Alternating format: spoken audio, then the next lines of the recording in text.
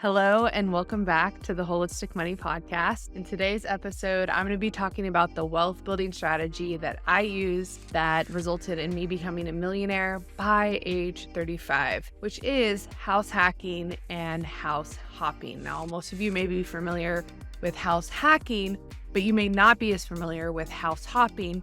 So in this episode, I'm going to tell you exactly what my husband Craig and I did over the past 5 years that has resulted in not only a 7-figure net worth, but also 6 figures in passive income that comes in every single year off of the investments that we've made through our house hacking and house hopping strategy.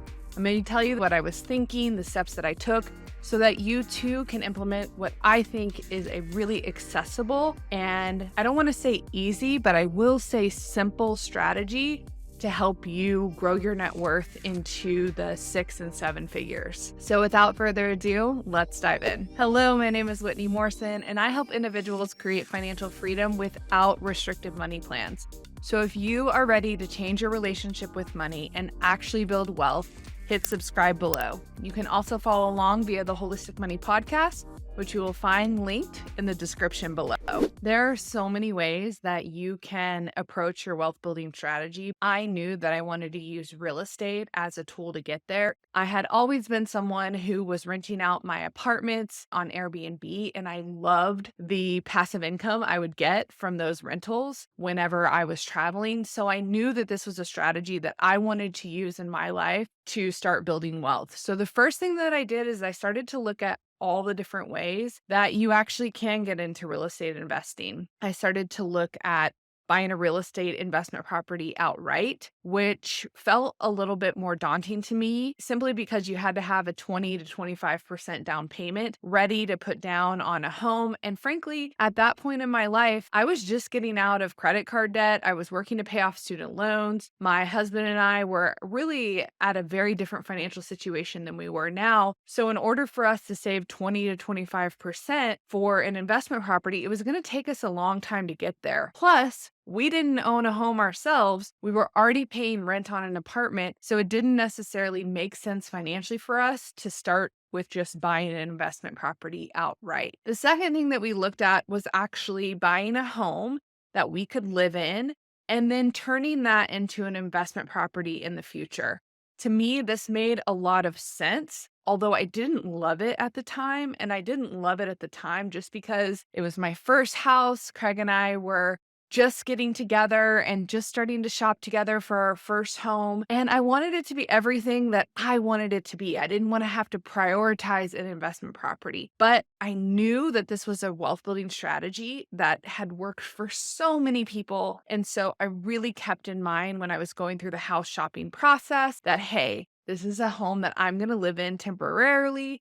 And eventually I wanted to be a great investment property later. The third way that I found that I could get involved into real estate investing was to find a partner, find someone that did have the cash to be able to start doing some of these real estate investing projects. But the issue for me with that strategy, I had zero experience in real estate investing. And so in order to find a partner with cash, I felt like I needed to come to the table with my own set of skills, like how to manage a property and how to market and sell a property and how to list a property. And since I didn't have any of those skills to offer, I wasn't necessarily ready to do a partnership, and I didn't feel confident and comfortable in that strategy. So the simplest way to get started in real estate investing was simply to buy a primary residence that I lived in for a year. We ended up living there for a year and a half and then turning it into a rental. One of the main reasons why I love this strategy was because whenever you buy a primary residence that you live in, you can get a mortgage that allows you to put as little as 3% down if you get an FHA loan or 5% down if you get a conventional mortgage. And that is exactly what we did. We found a home for $300,000.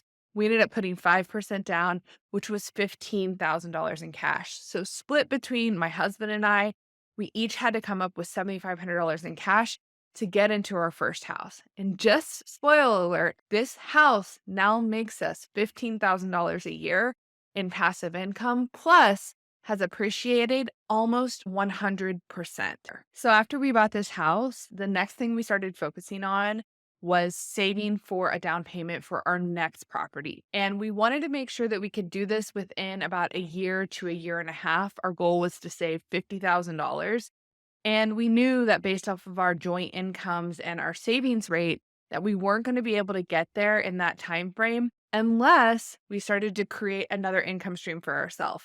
Since we had bought this house, it was a 3-2. It was just my husband and I at the time and 2 dogs. We decided that we were going to turn the primary bedroom into its own rental unit. And I just want to let you know that we went back and forth on this for a very long time. It felt like such a sacrifice in my mind when I was considering the option of turning this primary bedroom into its own unit, simply because I thought to myself, oh, we're going to have to live in this 2-1. We're going to have someone in the back of the house. That's going to be so inconvenient. But y'all, the moment that we made this decision and we just turned the primary bedroom into an investment unit, I was so happy with our decision. And here's what I'll tell you about house hacking. So many of you believe that if you house hack, it's going to be a miserable experience. What I found is the way that we chose to house hack was we actually closed off the door that allowed you to get into the primary bedroom from our house. And we put an entrance on the back side of our house so that the unit was completely private. It had its own bathroom. We ended up turning the closet into a little kitchenette. And we rented this on Airbnb and very quickly started making $1,500 to $2,000 per month off of this unit without us having to do much work on our own, except for flip the unit whenever we had new people come in. And this significantly helped us accelerate our savings timeline so that we could buy our next home. Another thing that I did that I think was so valuable, I didn't even have the foresight to see it at the time, but what it actually did is it actually changed this house from a single family home into a duplex. So when we moved into our next property, instead of having only one unit to rent out, we had already done the work to make it a multifamily property. We kept the primary bedroom as its own rental unit. It's an efficiency. We still rent it today on Furnish Finder, and we turned the front half of the property, a 2-1, into its own unit as well. So now we rent those 2 units separately. Again, we had a lot of mindset drama about this because we had the belief that nobody was going to rent it out if it was configured this way and that it didn't make sense. That was all our own limiting beliefs about what was happening. And I see this a lot with my client. I have found that making this decision to split the house not only helps us make more money, but it's also been wonderful for our tenants because we've been able to charge lower rates for each of the units separately versus having a more expensive 3-2, which I find has been a bit more difficult to rent versus smaller units that actually are less expensive and allow people to rent for a short amount of time. After we had about $50,000 saved up, we started to look for our next home. And once again, we made the same decision that we knew we wanted this to be a temporary home that we were going to live in until we could turn it into an investment property. So, given that we had successfully done this with our first home, we had a little bit more experience under our belt on what kind of home we were looking for, and we actually started to analyze properties and the potential cash flow that we could get off of those properties before we made the purchase of our second home. If you haven't already, make sure to check out my episode, How to Get Started Buying Your First Rental Property. I go over the very simple calculator that I use to help me analyze deals and help me understand whether or not an investment is going to make sense or not. So we decided that we really wanted to prioritize a home that had a front house and a back house. We found a home that had a 2-1 in the front and a casita, a 1-1 in the back, which was a pretty unique configuration simply because a lot of families that kind of setup wouldn't work for. So we were one of the only people that made an offer on this home because we had an investor mindset and we saw something different than most people that were looking at that home actually saw. This is what you're going to have to do too. In the event that you decide to take this strategy of using real estate to build wealth and build passive income, you're going to have to see opportunities that a lot of other people don't see simply because you're looking at it through an investor lens versus this is my home that I'm going to live in for the next 20 years lens. So what we did is we lived in the front house, the 2-1, and immediately we started renting out that back house, which we rented out for $2,500 a month. And again, that helped us put money towards the mortgage that we had for that current property, which was about $3,500. So really it reduced our mortgage liability to about $1,000 a month. which even in Austin at that time, you couldn't get a 1-bedroom apartment that was charging that. With the 1 grand mortgage, we had some space to start to save for our next property, the land that we live on now. So we followed the exact same strategy in the second house that we did in our first house, which is we bought a home that eventually was going to be an investment property.